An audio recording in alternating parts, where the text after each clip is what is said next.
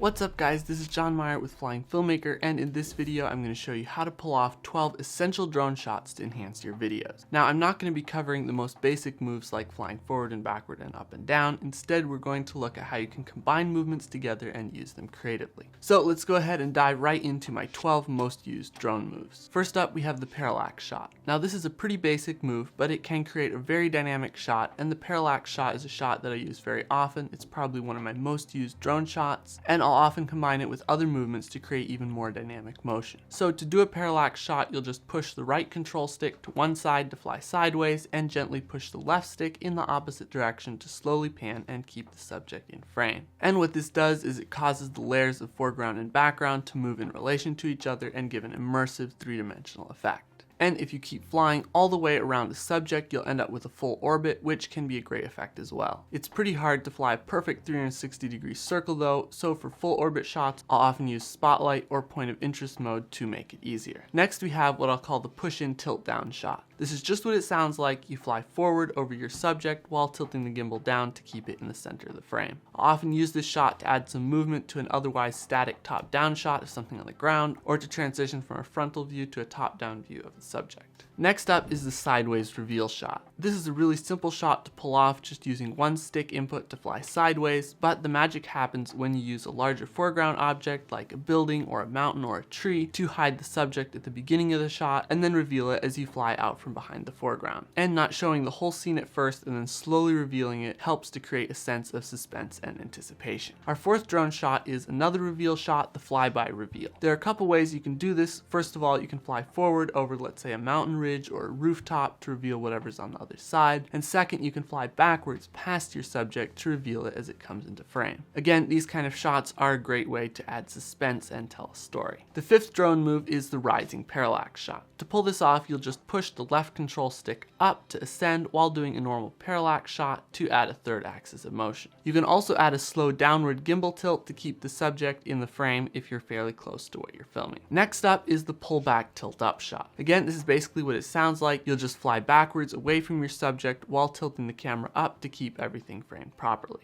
And similar to a parallax shot, this helps to create depth by causing different parts of the shot to move relative to each other, and it also lets you reveal more of the scene as you pull back from the subject and tilt the gimbal up to include the horizon. And next is what I can only call the pullback tilt up orbit. This is basically combining a pullback tilt up shot with a parallax shot for an even more dramatic effect. So to pull this one off, you'll need to use the right stick to fly backwards and to one side, while at the same time using the left stick to pan in the opposite direction to keep things in frame, and using the gimbal tilt wheel to tilt the camera up. Now at this point things can get a little complicated because we're controlling 4 axes of motion at the same time, but with practice it is totally possible to reliably pull this shot off. Our 8th essential drone shot, the rocket, is a bit simpler. For this shot you'll just point the camera straight down at the ground and fly the drone straight up as fast as you can. Now while this is a pretty basic shot, there are a couple things you can do to spice it up. First of all, if you fly down between tall subjects, for example trees or tall buildings, you'll end up with much faster perceived motion as you speed by them, and as you fly past them and they come into frame, you'll be able to see more and more of the context of the scene. And second, you can add some yaw on the left stick to add a slow rotation as you ascend and create a kind of corkscrew effect. Our 9th drone shot is flying low and fast, just skimming above the ground or trees or even water. This is another one of my favorite shots to do, and one that I use quite a bit because it gives you an immersive feeling of zipping through the scene almost like an FPV drone, and the closer to the ground, or anything else for that matter, you fly, the faster it's going to feel like you're flying. Now flying close to the ground is inherently risky because one wrong move can cause you to crash into the ground or other obstacles, but you can do it fairly safely if you have good control of the drone and think through the flight path beforehand, and the results can be well worth it. Another variation of this shot I like to use is to start out flying low and fast and then push up on the left stick to gain altitude and reveal the whole scene from a higher perspective. Our next move is the push-in tilt up. To create this effect, you'll fly the drone forwards while slowly tilting the gimbal up above horizontal. I like to use this shot to emphasize the size and scale of something that's higher than the level that I'm flying the drone at, like mountains or tall buildings or tall trees. And to be able to do this, you'll have to enable gimbal tilt above horizontal in settings on many drones. Now in most drones you'll be limited to a maximum of 30 degrees of upward tilt, and you'll start getting props in the shot even before that point. There are a couple ways to deal with that limitation though. You can fly forwards more slowly so the props don't end up in the shot as soon, or you can fly backwards while tilting the gimbal downward from its maximum upward rotation, and then reverse the shot in post so you have the props as far out of the way as possible. And moving on to our next shot, which is the rise reveal. To create a rise reveal, simply fly up from behind a tree or building, etc. to reveal the scene behind it. This can create a great effect even if the foreground doesn't entirely block the background. This is a very simple shot, but it's an effective way to reveal a scene. Just make sure that you fly up slowly enough that you can actually watch the reveal and you don't go almost instantly from having the scene totally blocked to seeing everything. And our 12th and final essential drone shot is the push-in parallax shot. To create a push-in parallax shot, push the right stick forward and either left or right, and keep the shot framed correctly by turning in the opposite direction with the left stick. And this simply lets you add an extra layer of motion to a parallax shot by getting closer to the subject as you orbit it. So there you have my top 12 drone moves. Hopefully that was helpful. If you'd like to get more drone filmmaking tips just like this is actually a shortened version of one of the videos inside my 10-hour drone filmmaking masterclass, Flying Filmmaker, where I teach each part of my video creation process, from finding locations to flying film at, to editing and color grading the footage. And you can check that out at flyingfilmmakerpro.com, or if you aren't ready to join the full course, we have a starter course that costs just $27, where you can learn all the basics of camera settings, lighting, composition, movement, editing, and color grading. And we also include my full LUT pack and some other editing presets. And we also have a completely free 45-minute drone filmmaking training where I share my top 10 secrets to cinematic drone shots, and links to all of those things are in the description. As always, if you've gotten value out of this video, make sure to like the video, subscribe to our channel, and leave a comment letting us know what video you'd like to see next, and we'll see you in the next video.